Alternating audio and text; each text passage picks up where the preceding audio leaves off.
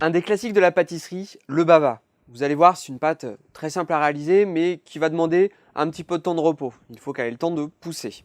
Donc, on met d'abord la farine, j'ajoute ensuite le sucre et le sel. Et on va juste mélanger un tout petit peu pour que le sucre et le sel se répartissent bien dans la farine. Voilà. Ensuite, mon beurre, je vais le mettre à fondre tout doucement au micro-ondes pour pouvoir l'incorporer à la fin dans ma pâte. Mon beurre est presque fondu, il reste quelques petits morceaux. Je vais le laisser tranquillement terminer de fondre de côté. Ce qui va faire la qualité d'un baba, ça va être l'intégration de la levure dans la pâte.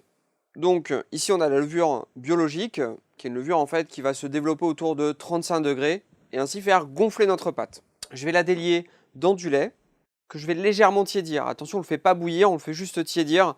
Ça va en fait commencer le travail de la levure. Je l'émiette au préalable pour faciliter sa dissolution. Je mélange et je fais surtout très attention à ne pas faire bouillir mon lait. La levure meurt à partir de 65 degrés. Donc forcément, si mon lait bouge, j'ai dépassé cette température. Ma levure est maintenant diluée dans le lait. On voit le lait changer de couleur. Je vais pouvoir l'intégrer à ma farine. Je vais aussi rajouter mes œufs.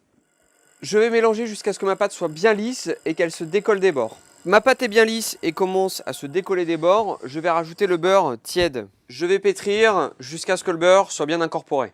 Ma pâte est prête. Vous allez voir, elle est légèrement liquide. C'est tout à fait normal. On va maintenant lui donner une première pousse. L'idée, ça va être de faire agir la levure. La levure, elle aime les endroits chauds et humides. Donc l'humidité, on va la créer avec le torchon qu'on va poser sur le bol. Le torchon, je l'ai passé sous l'eau. Et ensuite, on va le mettre dans l'endroit le plus chaud possible, à côté d'un four, ou alors même dans le four, préchauffé à 30-35 degrés. Pas au-delà, sinon la levure va mourir. Et vous la laissez comme ça à peu près 1 heure. Ma pâte à baba a bien poussé. Vu que ma pâte est liquide, ce qui est normal, je vais m'aider d'une poche pour pouvoir remplir mon moule.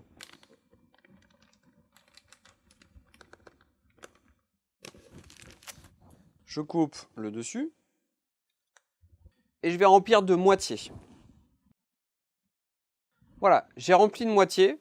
Là, je vais laisser encore pousser une seconde fois jusqu'à ce que ma pâte arrive à hauteur du moule. Et ensuite, je mettrai au four autour de 180 degrés pendant 10 à 15 minutes. Il faut que ce soit bien doré et bien gonflé. Comme pour tout gâteau, on vérifie la cuisson avec une pointe de couteau. Idéalement, ensuite, je laisse rassir 2 à 3 jours, histoire qu'il soit bien sec.